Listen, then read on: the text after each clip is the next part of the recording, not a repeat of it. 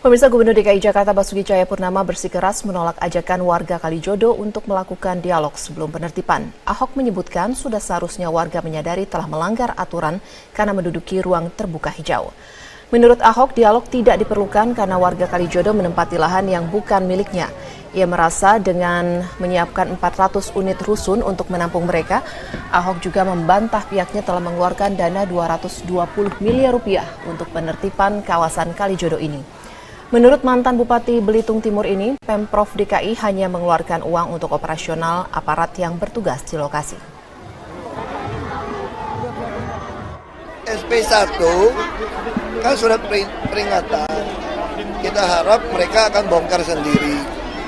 Ya, kalau dia nggak bongkar, berarti kita akan kasih SP2 setelah 7 hari. Kalau SP2 dia juga nggak bongkar, kita akan kasih 3 hari SP3. SP3-nya 1 hari, beda 3 hari.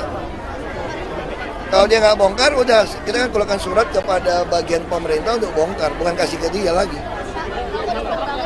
Saya kira nggak, buat apa ditunda?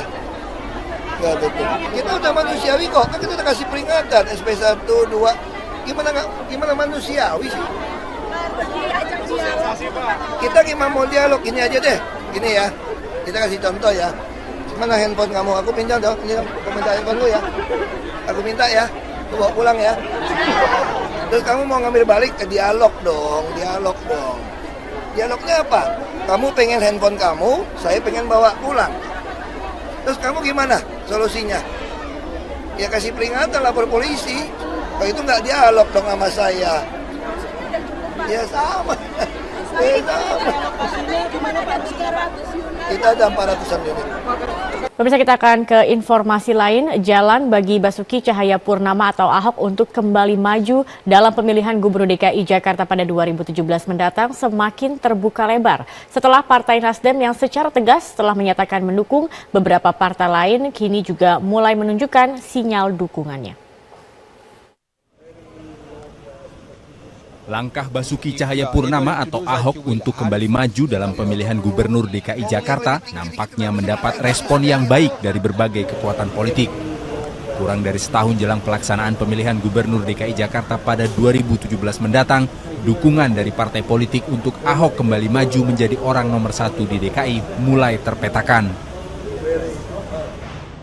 Setelah Partai Nasdem yang mengawali pernyataan dukungan, sejumlah partai lain juga mulai menunjukkan sinyal dukungan.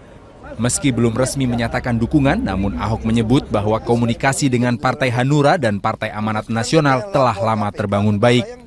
Kalau itu teman-teman semua, saya sama Ketum Hanura, Ketum PAN, semua teman. Pak Wiranto sama saya memang baik. Ya dulu ya, nggak heran sih kalau dukung gitu kan ya. Kalau komunikasi dengan teman Ahok terkait dengan partai? Teman Ahok pernah sekali komunikasi.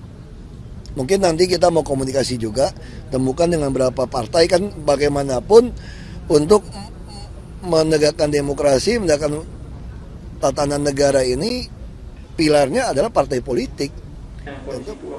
Sementara itu PDI Perjuangan walaupun belum menyatakan sikap resmi siapa yang akan diusung, namun sangat terbuka kemungkinan dukungan juga akan diberikan kepada Ahok. Tetapi saya kira PDIP masih berpikir soal jangan sampai menyia-nyiakan kesempatan di DKI. Artinya kalau mereka mencalonkan, mereka ingin memiliki satu perkiraan yang cukup kuat gitu, bahwa calon yang mereka usung itu akan menang. Nah, kalau mereka merasa misalnya akan sulit melawan petahana, maka mungkin perhitungannya adalah lebih baik bergabung dengan petahana seperti yang ada sekarang. Toh wakil gubernurnya sudah kader PDIP. Selain dukungan dari partai politik, Ahok juga memiliki kemungkinan untuk maju melalui jalur independen. Relawan yang tergabung dalam Kawan Ahok hingga Februari ini telah berhasil mengumpulkan lebih dari 600.000 KTP dukungan dan menargetkan 1 juta KTP dukungan untuk Ahok dapat maju melalui jalur independen. Selain petahana, sejumlah nama lain juga mulai meramaikan bursa pemilihan calon gubernur DKI. Beberapa di antaranya adalah nama baru dalam panggung politik seperti pengusaha Sandiaga Uno yang diusung Partai Gerindra dan musisi Ahmad Dhani yang diusung Partai Kebangkitan Bangsa.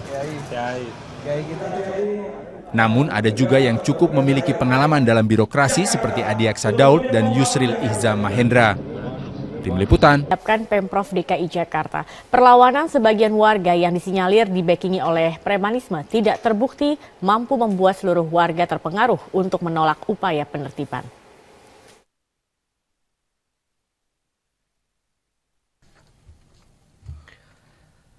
Rencana penertiban wilayah Kalijodo ternyata tidak sepenuhnya ditolak oleh warga.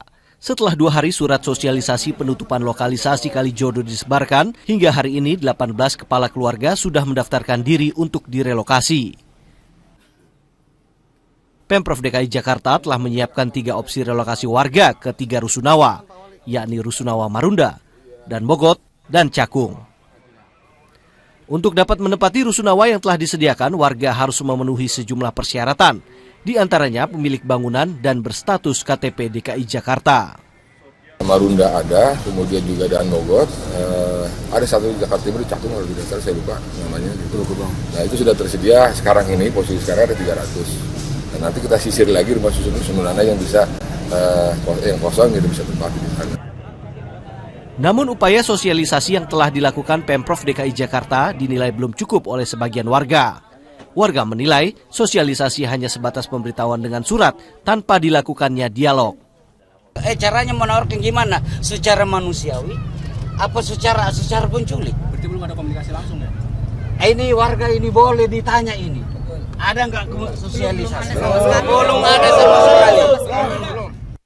Sudah hampir setengah abad kawasan Kalijodo dikenal sebagai tempat lokalisasi dan perjudian. Setiap malam puluhan hingga ratusan juta rupiah perputaran uang berasal dari aktivitas dunia hitam tersebut. Di Reskrimum Polda Metro Jaya Kombes Pol Krisna Murti pun memiliki cerita di balik kerasnya dunia malam di Kalijodo. Saat menjabat sebagai Kapolsek Penjaringan, Krisna pernah mendapatkan perlawanan dari preman yang disebut penguasa kala itu. Sebagai Kapolsek bertanggung jawab untuk menyelesaikan masalah ini. Nah, problemnya adalah kekuatan mereka besar dengan premanisme, yang kemudian ada oknum-oknum ya tentunya yang harus kemudian dipilah-pilahkan. Dan bagaimana cara menyelesaikannya? Saya menggunakan pendekatan-pendekatan. Kokohnya kawasan Kalijodo kini diambang senjakala. Menko Polhukam Luhut Binsar Panjaitan mengatakan negara tidak bisa diatur oleh kekuasaan premanisme. Negara ini nggak ada yang diatur oleh preman, berkali-kali saya bilang. Ya, ingat tuh. Semua, dengerin, kamu jangan ulang-ulang tanya saya. Semua aturan-peraturan yang ada itu yang kita tegakkan. Ngerti? Ya, nggak ada lebih dari itu. Terlepas dari dunia kelam prostitusi dan perjudian, upaya penertiban Kalijodo oleh Pemprov DKI Jakarta adalah untuk mengembalikan ruang terbuka hijau karena Kalijodo berada di bantaran sungai. Tim Liputan, Metro TV. Pemerintah Provinsi DKI Jakarta telah menyiapkan sejumlah tahapan untuk menertibkan kawasan lokalisasi Kalijodo. Langkah tegas akan dilakukan Pemprov jika masih ada warga yang menolak relokasi. Hal tersebut disampaikan Ahok saat menghadiri apel bersama TNI Polri dan pemerintah Provinsi DKI Jakarta di lapangan Jayakarta Makodam Jaya, Cililitan, Jakarta Timur pada Rabu pagi. Apel bersama ini digelar sebagai persiapan koordinasi menghadapi berbagai permasalahan yang ada di ibu kota Jakarta, termasuk persiapan penertiban kawasan lokalisasi Kalijodo. Ahok mengaku pihaknya telah melakukan berbagai tahapan untuk penertiban kawasan Kalijodo, termasuk melakukan sosialisasi.